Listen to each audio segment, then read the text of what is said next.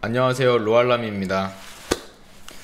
지난 영상에서는 관리자 페이지에 대해 설명을 드렸는데요. 일전에 말씀드렸던 것처럼 관리자 페이지에 대해 전체적으로 다루기에는 영상 내용이 루즈해질까봐 이번 영상부터 본격적으로 다룬다고 얘기를 했었습니다. 이번 영상에서는 테마 설치 및 홈페이지 꾸미기, 카테고리 설정하는 방법에 대해 알아보도록 하겠습니다.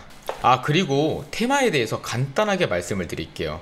워드프레스에서 말하는 테마는 쉽게 말해서 템플릿 같은 겁니다. 우리 파워포인트 아시죠? 파워포인트에 누군가 만들어 놓은 템플릿을 사용하기도 하잖아요. 그 이유가 뭐예요? 템플릿 디자인이 예뻐서, 가독성이 좋아서, 기타 등 여러 가지 이유가 있을 거 아니에요. 워드프레스 테마도 똑같습니다. 디자인이 더 예쁜 거, SEO적으로 더 유리한 테마, 속도, 기타 등등. 이해하셨죠? 그 중에서 제너레이트 프레스가 디자인은 좀 떨어져도 속도가 매우 빠르기 때문에 제가 제너레이트 프레스를 추천한 거예요. 자, 서론이 길었죠? 그럼 시작하겠습니다.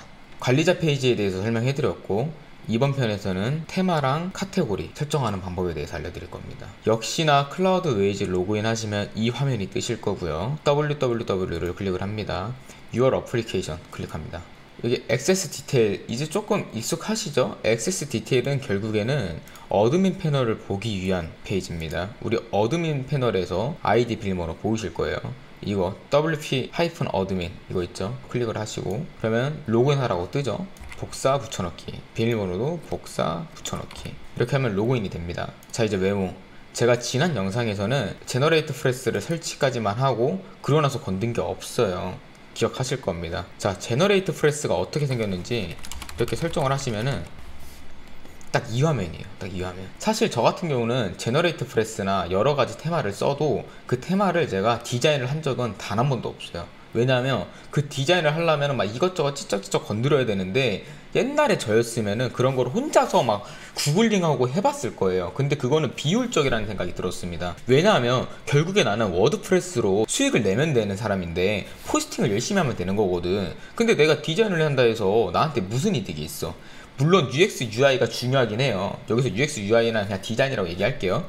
이 디자인이 이쁘고 친화적이면 사용자들이 들어올 때도 편하고, 문제는 뭐냐면 너무 많은 시간이 들어간다는 겁니다. 그렇기 때문에 진짜 디테일하게 이쁘게 꾸미고 싶으신 분들은 그냥 파이버나 크몬 같은 데에서 외주를 맡기세요. 10만원 주고. 아시겠죠? 저는 그런 사람들처럼 디자이너가 아니기 때문에 이쁘게 꾸밀 수가 없습니다. 그냥 형체만 알아볼 수 있게 할 거예요. 우리는 결국에 워드프레스를 하는 이유가 상위 노출을 해서 돈을 벌라는 사람들이잖아요.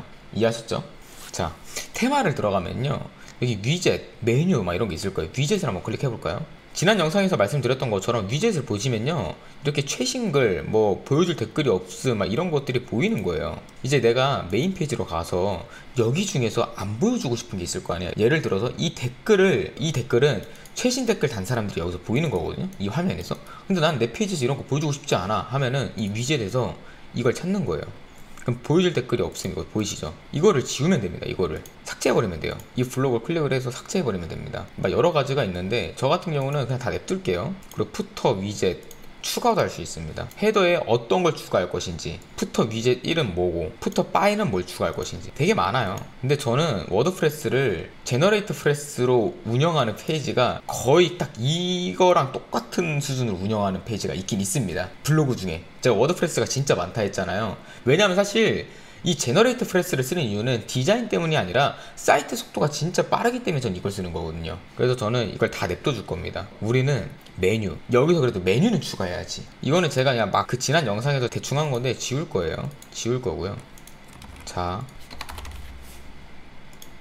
일단 메뉴를 추가하기 전에 카테고리 먼저 추가를 해야 되거든요. 이 모두 보기 보면은, 카테고리에 모두 보기 보면 이렇게 뜨잖아요. 제가 추가했던 거. 자, 글을 들어가서 카테고리를 클릭합니다.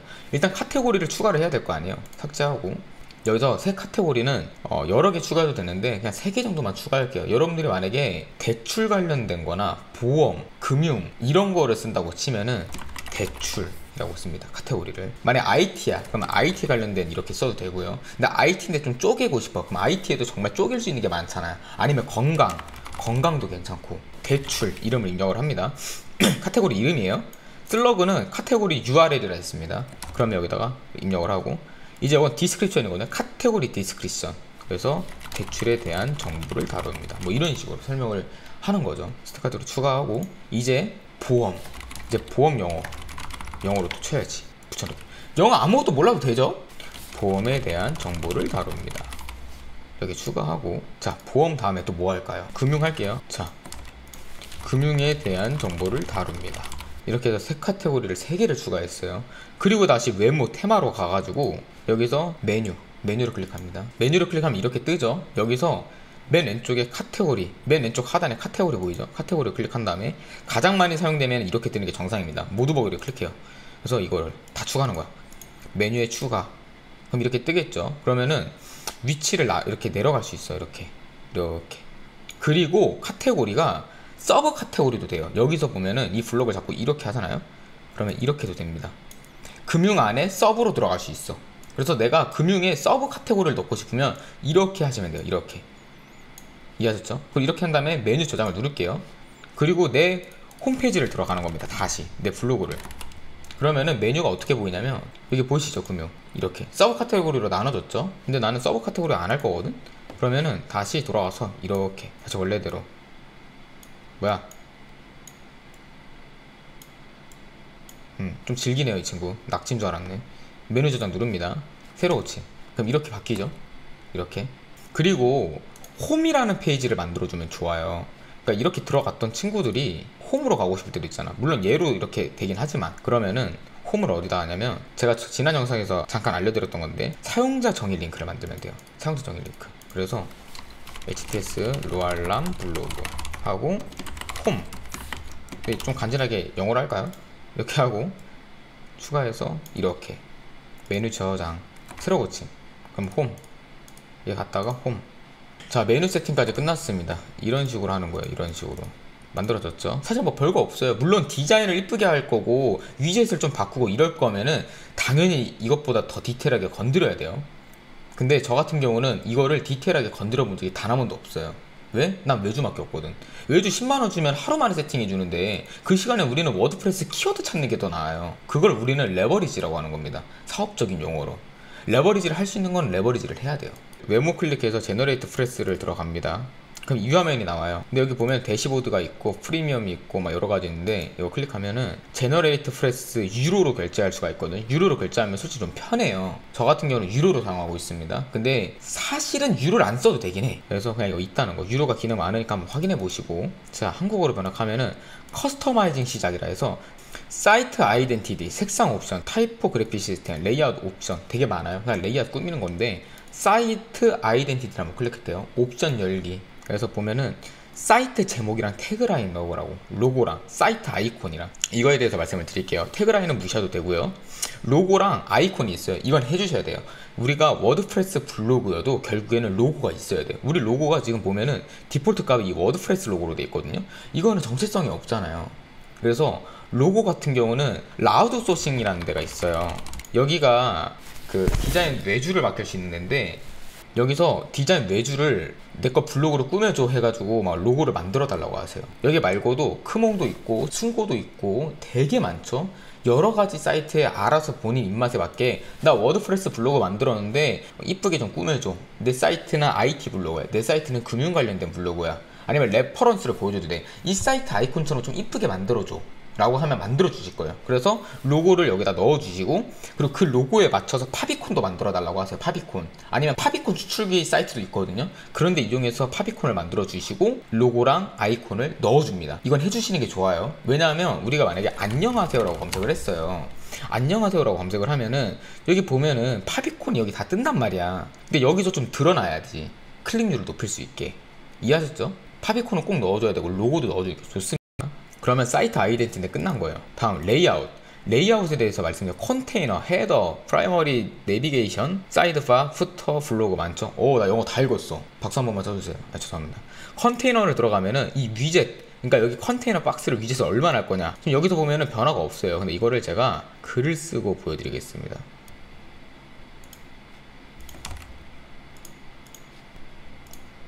자 이렇게 돼 있죠. 여기 보시면 한국어로 번역을 합니다. 별도의 컨테이너, 하나의 컨테이너, 텍스트 막 이렇게 있죠. 이 픽셀을 늘리면 늘릴수록 이게 늘어나요. 이게 이해하셨죠? 저는 그냥 1200 그냥 기본값으로 할게요.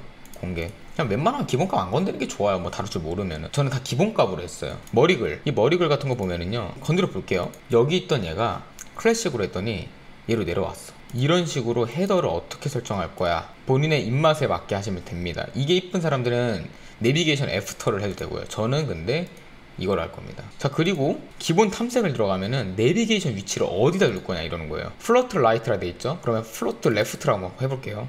그럼 로알람 블로그가 이쪽으로 바뀌었어요. 이런 식으로 본인의 입맛에 맞게 건드시면 되는 거예요. 저는 그냥 이렇게 냅둘게요.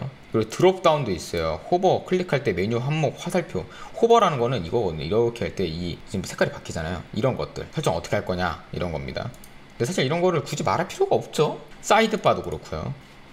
블로그, 발체, 전체 콘텐츠라고 되는데 이건 뭔 뜻이냐면 발체는 그냥 일부 내용만 보여주겠다.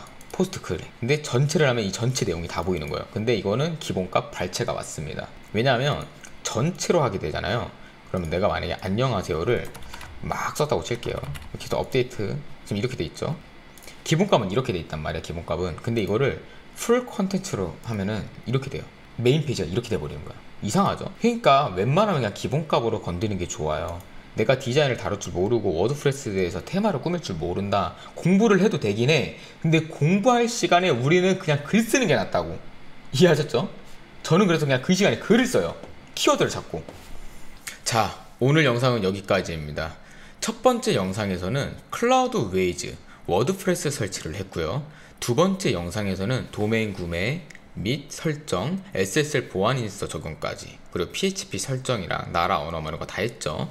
세 번째 영상에서는 관리자 페이지 소개했고, 고유 주소 설정했고, 한국어로 변경했고, 기타 등등 여러 가지를 했습니다.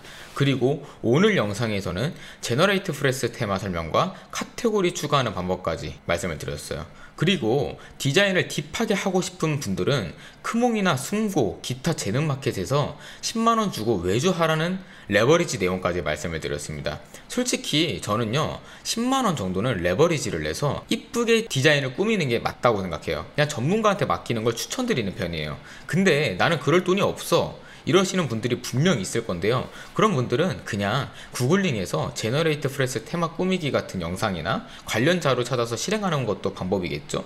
어차피 검색하면 다 나와요. 그리고 그분들이 테마 꾸미는 거나 설정하는 건 저보다 전문가예요. 저는 그쪽에 대해서는 전문가가 아니기 때문에 제가 여러분들한테 그런 걸 설명을 해드려도 여러분들 고막 낭비입니다.